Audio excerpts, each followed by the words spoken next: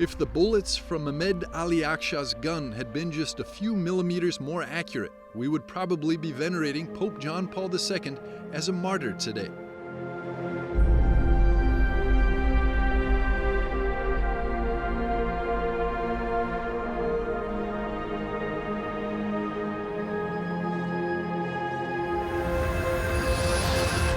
Radości i bólu, zdrowiu i choroby, przez wszystkie dni waszego życia,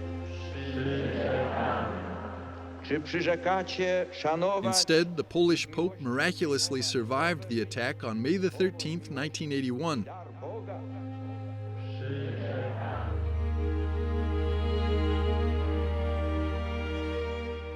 John Paul II died in 2005, almost 24 years after the assassination attempt.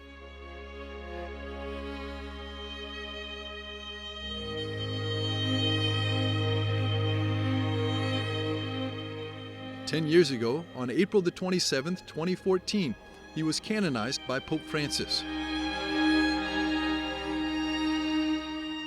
No bo wiemy, że był człowiekiem szalenie utalentowanym i pisarzem. People ask me where I saw the Pope's holiness, because we know that he was an incredibly talented person, a writer, a poet, an orator, an actor, but above all, a person of great prayer,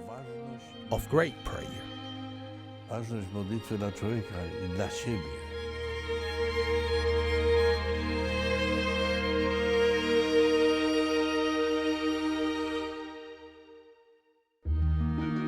Ten years after he was canonized, this pope remains a figure of great interest. Kulturę europejską. Cardinal Stanisław Dziwisz, the former Archbishop of Krakow, was John Paul II's private secretary during his entire papacy. In a 2016 interview with EWTN Germany, Cardinal Dziwisz recounted the day the Pope nearly lost his life to an assassination attempt. On całe życie tak układał, że to była jedna... I wasn't just in St. Peter's Square that day. I was on that jeep with the Holy Father when he was hit by a bullet. His strength was failing, and I was supporting him. I was also in the ambulance with him.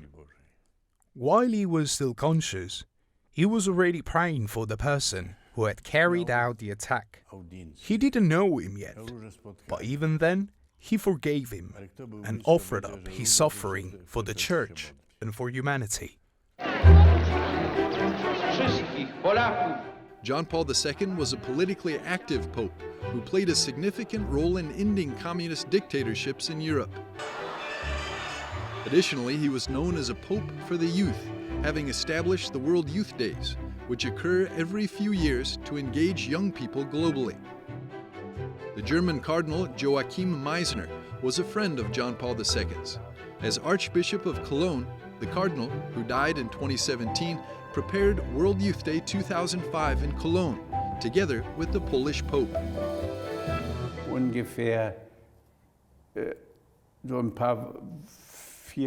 About 4 weeks before the Pope died, he had me come to the clinic. There he asked me, "Are you still counting on me in Cologne?" And I said, "Holy Father, of course we are counting on you."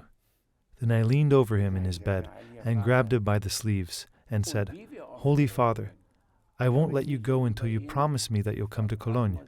He smiled a little and said, "I'll come, but how exactly? That's up to the Lord." That's why I always say, our World Youth Day in Cologne was the first one with 2 popes, one down here and one up there in heaven.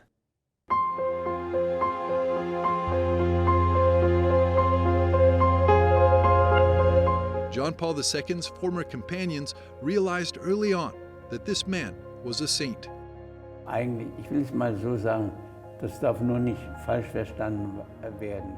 Let me put it this way. It just shouldn't be misunderstood. I always said that Papa Wojtyła smelled of God.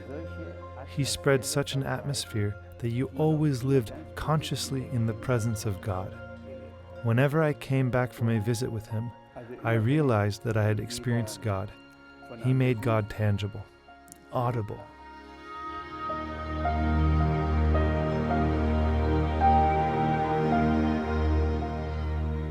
To nie był najemnik, tylko pasterz. He was not an actor as a pope. I to było piękne. He was an authentic shepherd. Pawle II. And people sense that. Young people sense that. He was a shepherd who gives himself for his flock.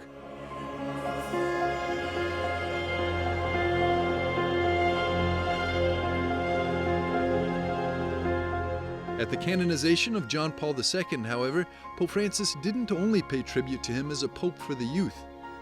In questo servizio al popolo di Dio, In his own service to the people of God, St. John Paul II was the Pope of the family. He himself once said that he wanted to be remembered as the Pope of the family. ricordato come il Papa della famiglia. John Paul II gave a lot to the Church, much more than his life.